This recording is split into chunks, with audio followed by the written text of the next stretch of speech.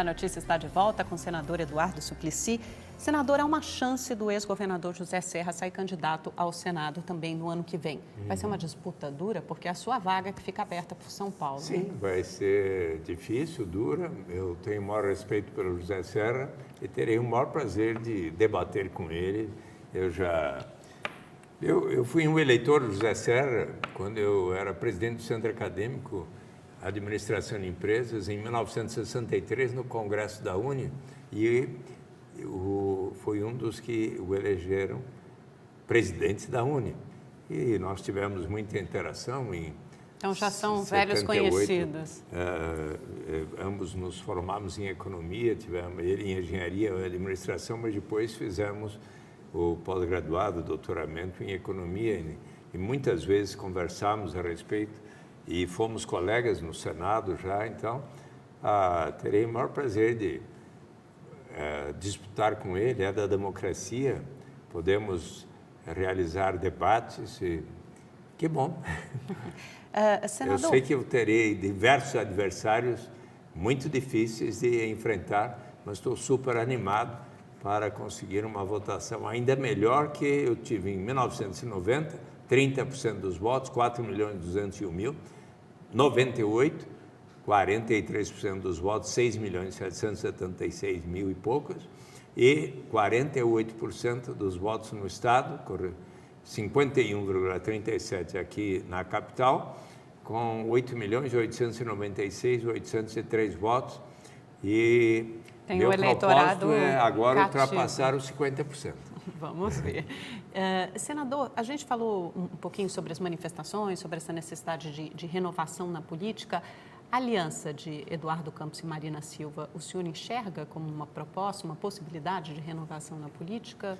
Olha, ou não? Ou são velhos aliados do PT que agora se uniram? Eu tenho o melhor relacionamento possível com a Marina Silva, conheço também, mas não convivi tanto com o Eduardo Campos. Tenho o maior respeito por ambos e eu conheci muito bem Miguel Arraes, o avô de Eduardo Campos. Em 1963, 64, eu fui um dos que aqui procurei garantir que Miguel Arraes pudesse dar entrevista naquele programa, acho que era Canal Livre, que existia na TV Tupi, difusora, e me lembro, então encontrei a filha, a neta dele, tudo, e então tive sempre assim muito carinho por Miguel Arraes e, obviamente, por Eduardo Campos. Mas representam essa renovação, não? Algum tipo de resposta ao clamor das ruas? Eu acho que eles têm muito a dizer sobre a realidade brasileira, tem algumas avaliações críticas do Partido dos Trabalhadores, mas eu acho que isso é da democracia. E o senhor concorda essas críticas, por exemplo, quando eles criticam as alianças do PT, né? Inclusive com gente que já foi muito criticada pelo próprio partido, como Fernando Collor, José Sarney. O senhor acha que essas alianças, olha, veja bem, em nome da governabilidade, as são alianças necessárias? que eles próprios também têm realizado também são objeto de controvérsia. O importante é que o Partido dos Trabalhadores e a presidenta Dilma, como governante, e eu vou apoiá-la, ela possa ter diretrizes de extrema correção, de transparência. Mas o senhor se sente confortável no partido com essas alianças, com Sarney, com Jader Barbalho, como já houve, com Fernando Collor? Sempre que no governo Lula, no governo Dilma Rousseff, houve qualquer ação de improbidade, de incorreção, e isso ocorre, em geral, em governos tão grandes, volta e meia. Então, o importante foi que a presidenta Dilma Rousseff, por exemplo, sempre tomou as providências necessárias para que houvesse o procedimento mais correto possível. Então, eu acho que então essas alianças se justificam em nome da governabilidade. Eu acho que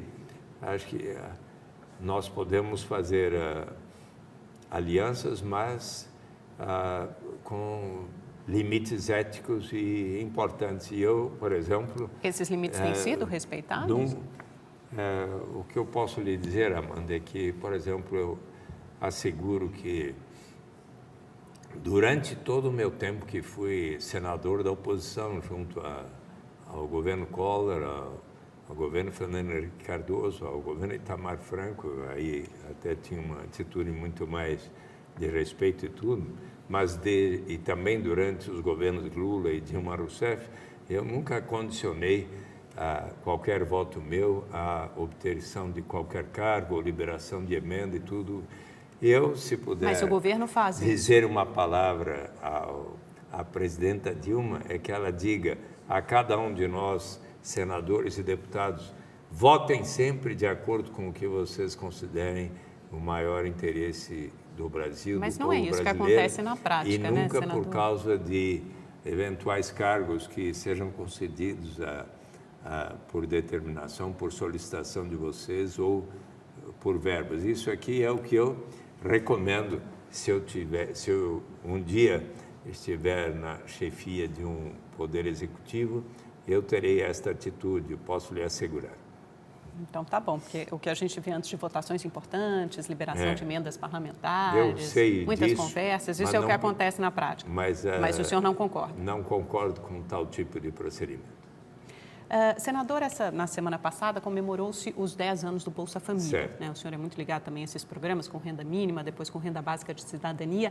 E aí aconteceu uma coisa interessante, porque ambos os partidos, PT e PSDB, reivindicaram a paternidade do programa. Né? O PSDB dizendo que, na verdade, aquilo começou com programas sociais ainda no governo do Fernando Henrique, como o Bolsa Escola, o Auxílio Gás, por exemplo, e o Lula dizendo que não, que a unificação, o grande programa de transferência de renda aconteceu no governo dele a partir de 2013. Qual dos dois tem razão? Acho que o importante é fazer justiça a todos, inclusive aqueles que precederam todas as proposições de garantia de uma renda ao longo da história. No meu livro, Renda de Cidadania, a história começa com Confúcio, com Aristóteles, com a Bíblia Sagrada, com o que se fala nos ensinamentos do islamismo, do budismo.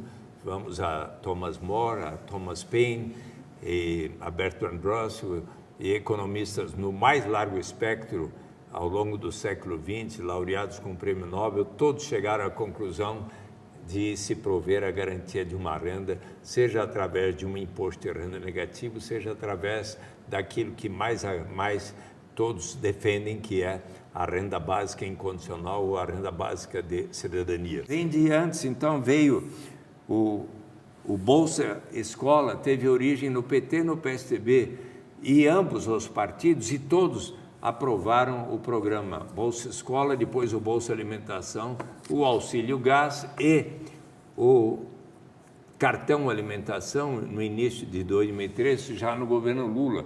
E os seus diversos técnicos nos ministérios, interministerialmente, chegaram à conclusão e propuseram ao Lula que, em 20 de outubro de 2003, unificou e racionalizou o Bolsa Escola, o Bolsa Alimentação, o Auxílio Gás e o Cartão Alimentação, todos naquilo que é o Bolsa Família então, hoje. Bolsa Família é o nome que se deu, mas não começou com Lula, nem com Fernando Henrique. Começou com a humanidade, com a história da humanidade, eu mostro aqui. Então, todos contribuímos, os dois lados e muitos outros, e tantos foram os que colaboraram.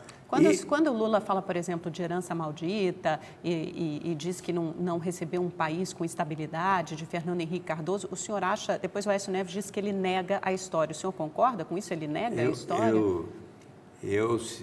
O dia que eu tiver a oportunidade agora, prevista já, de um diálogo de profundidade com o Lula, eu vou procurar mostrar a ele como é que seria justo ele ter feito referências, por exemplo, ao Josué de Castro, ao Celso Furtado e tantos outros. E ao Fernando Henrique também? E também ao Fernando Henrique, que foi um dos que colaborou.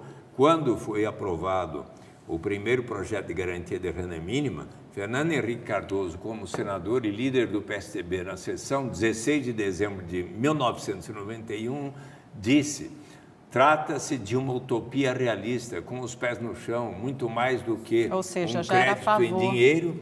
Nós vamos voltar, o PSDB vai votar a favor do Programa de Garantia de Renda Mínima. Está aqui escrito no meu livro, Agora, nas suas palavras. Senador, infelizmente o nosso tempo está quase acabando, né? Eu não vou terminar sem explicar a renda básica de cidadania. Muito rapidamente. Eu sei que o senhor encaminhou uma carta para a presidente Dilma. Os 81 senadores de todos os partidos encaminharam e eu entreguei nas mãos da presidenta Dilma Rousseff uma carta transmitindo a ela que ela constitua um grupo de trabalho que possa ser coordenado por pessoas como o professor Paul Singer, um grande estudioso das transferências de renda e de combate à pobreza e secretário de Economia Solidária, para verificar quais serão as etapas, conforme diz a lei, para instituir a renda básica de cidadania, para todos, incondicionalmente, até para Amanda Klein, para Eduardo Suplicy, Mas eu preciso, para o Pelé, para a Xuxa, para Antônio Hermílio de Moraes, sim.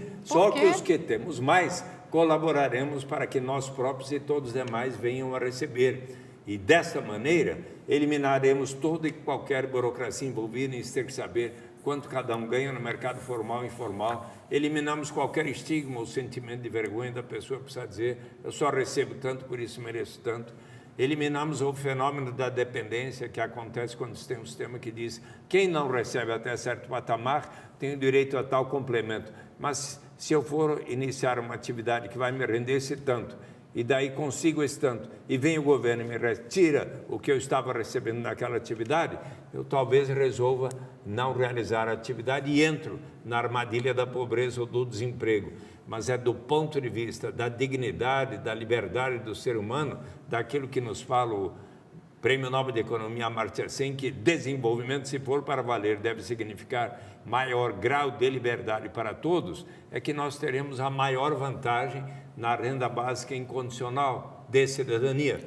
Por exemplo, para aquela jovem que muitas vezes você conheceu aqui no Brasil, que por falta de alternativas para dar o que comer para as suas crianças, resolve vender o seu corpo, para o jovem que, pelas mesmas razões, resolve ser um aviãozinho da quadrilha de narcotraficantes, como os personagens do Homem na Estrada, por isso que eu canto e as pessoas compreendem muito bem.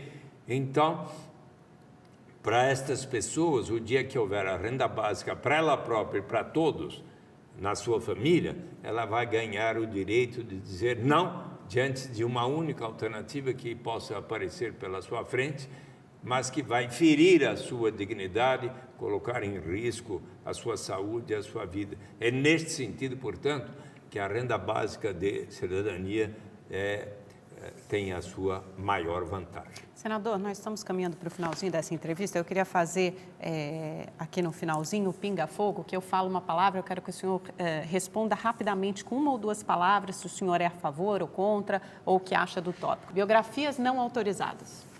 Sou a favor, com toda a responsabilidade por parte do biógrafo, em procurar sempre assegurar o direito da pessoa poder dizer exatamente tudo o que aconteceu na sua vida. A autonomia do Banco Central. Eu acho que é algo que pode acontecer. Vamos examinar com atenção o projeto, mas não é isso que vai modificar necessariamente a política econômica. A política de preços de combustíveis da Petrobras.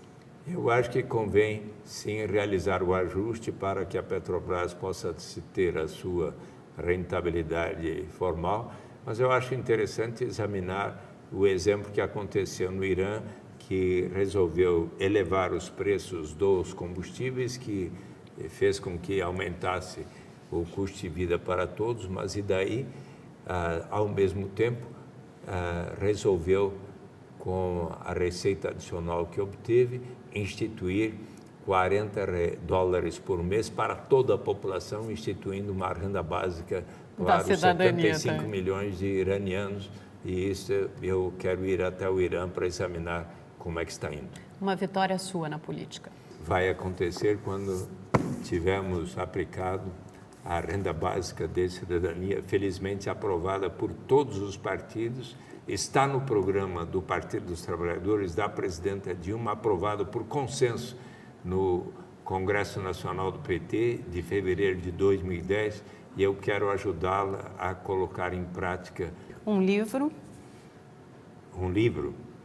a biografia de Galileu Galilei, que me fez buscar sempre a verdade para podermos alcançar a justiça. uma música. Blowing the Wind, Bob Dylan, mas também eu quero homenagear aquele que faria 100 anos há pouco, Vinícius de Moraes, que dizia que a situação dos brasileiros era de muita dificuldade.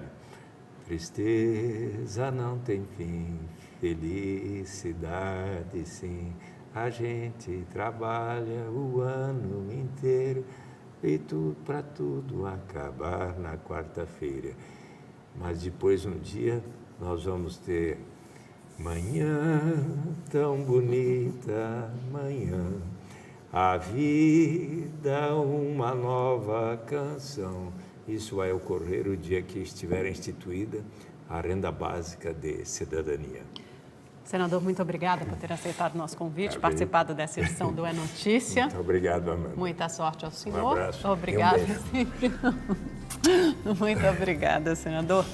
O É Notícia volta na semana que vem, logo depois do Dr. Hollywood. Você pode ver todas as entrevistas do programa no nosso site e ver as notícias pelo Twitter. O endereço está aí embaixo do seu vídeo. Obrigada pela sua atenção, uma ótima noite e até a próxima semana.